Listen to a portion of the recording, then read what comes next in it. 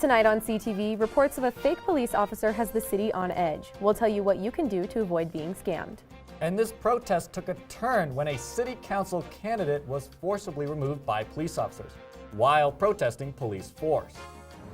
You just demonstrated exactly what I was talking about. Plus, what has happened to Fort Collins' favorite events, Art Night? Lauren Orcutt has the story tonight on CTV.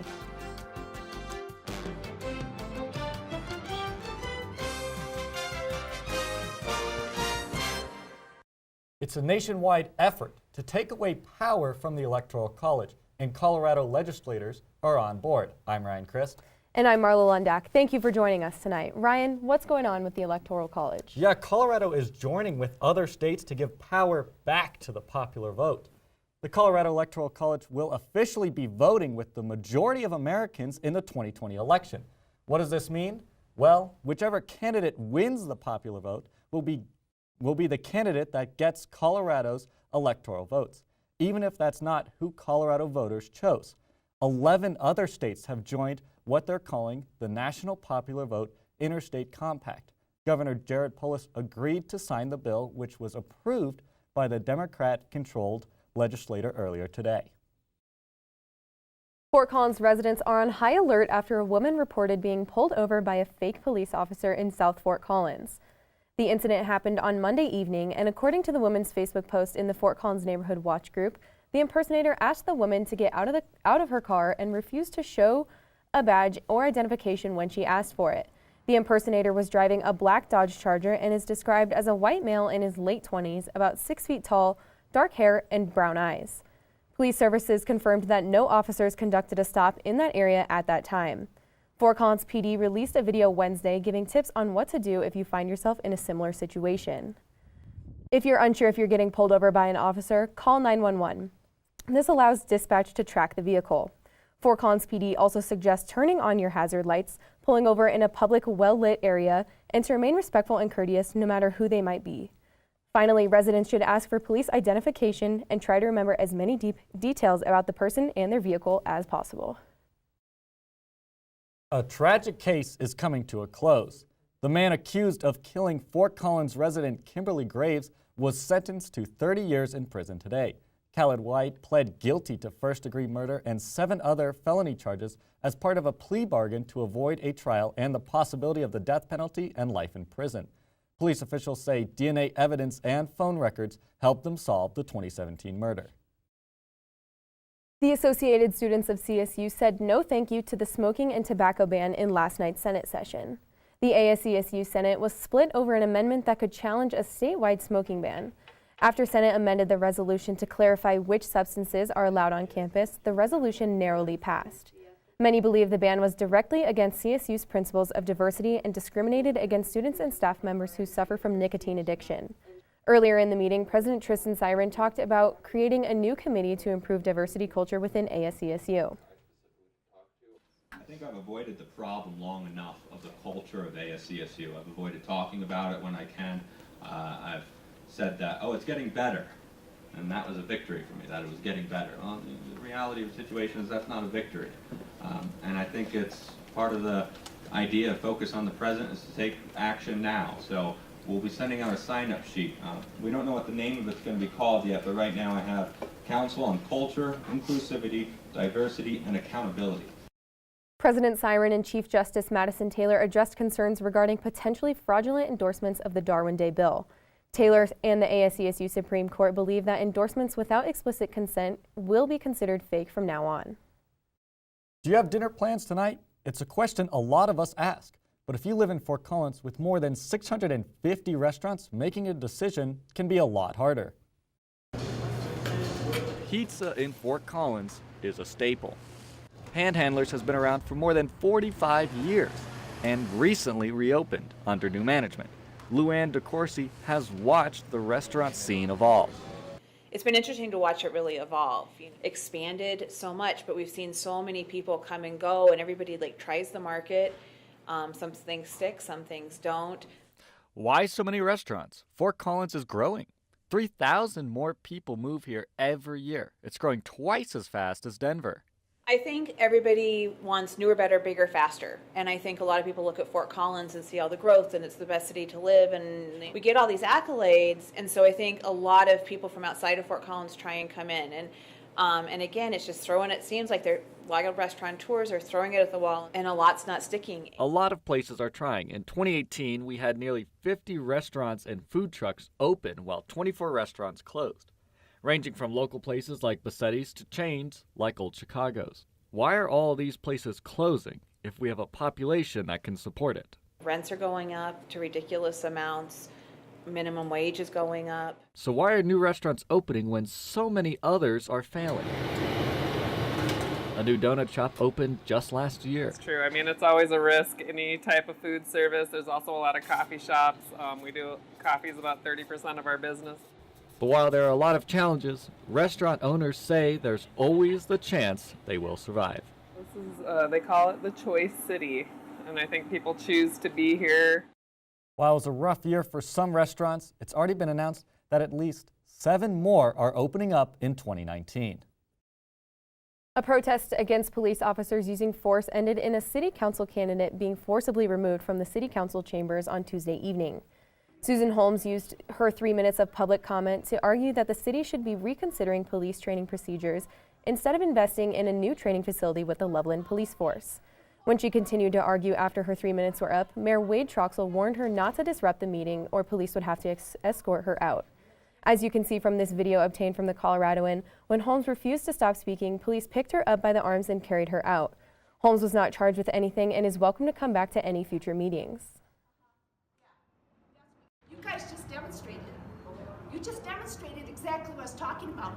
We don't need that new facility over there. We need a use of force policy that is about de-escalation. Was shot and killed by police in 2017 after she called 911 with concerns about his mental state. According to police body cam footage, he was shot after he lunged at police with a hunting knife. Holmes hopes to represent District 2 of Fort Collins, which Ray Martinez currently represents, and is campaigning on police reforms and emphasizing de-escalation tactics. Hot take, higher education is expensive.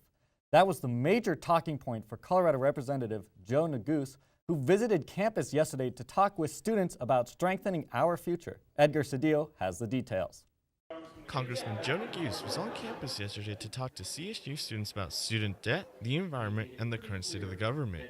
You had a number of elections that were they were historic in nature, not just mine, but our governor, of course, my predecessor. Neguse feels like states can do more than the federal government when it comes to funding for higher education. There's a lot more that can be done by the legislature at the state level to increase funding for public higher education. I think that should be a priority. He expressed some ways that the federal government can do to help students. Lowering the refinance rates by way of example, right, so that you can refinance a student loan the same rate that you can refinance your mortgage. When it comes to environmental policy, he says he's taking the lead by following the example of cities across the state. Cities and local municipalities have taken the lead with these 100% renewable energy commitments, including the city of Fort Collins. And so from my perspective, much of my work in Washington is really following the lead of the district that I'm lucky to represent. He also noted a CSU student who he invited to his first State of the Union address. To have him there and to be able to highlight his journey and the values, the benefits that he provides to this community and this university, he is just as American as anyone in this room, including myself.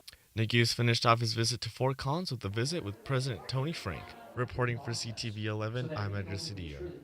Well, Marlo, CSU hasn't seen a snow day in about 3 years, but that doesn't mean getting to and from campus can't be difficult in the winter.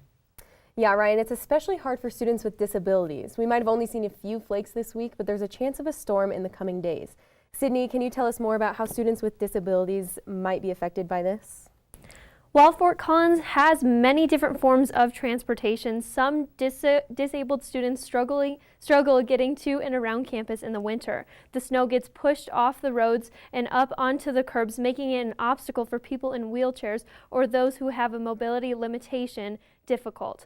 Buses around campus, like around the Horn, have wheelchair accessibility to those who need it, but it only gets students close to where they need to be, not where they actually need to be. The stairs that get left with snow and ice make it a hazard for students to possibly break or sprain their ankles. The whole campus does get cleared off of snow quite fast, but not as fast for all of us to still go to class. I'm sure many students would appreciate a snow day. I know that I would. But for more information on when we should be expecting our next snow on campus, stay tuned for weather later on. Thanks, Sydney. I know I definitely could use another snow day. Do you feel supported here at CSU? Well, the President's Commission on Women and Gender Equity hopes every student and faculty member feels included and supported, regardless of gender. Janae Hancock has more.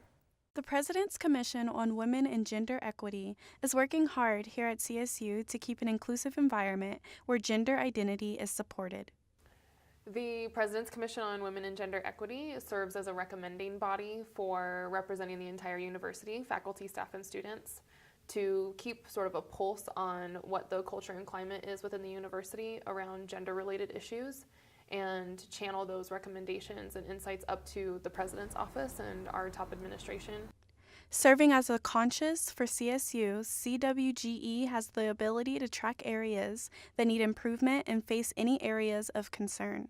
So what inspired me to pursue this position was just the awareness, the building awareness that I've had around the lack of representation of women and gender equity issues in structure, policy, process, and from my own organization all the way throughout campus.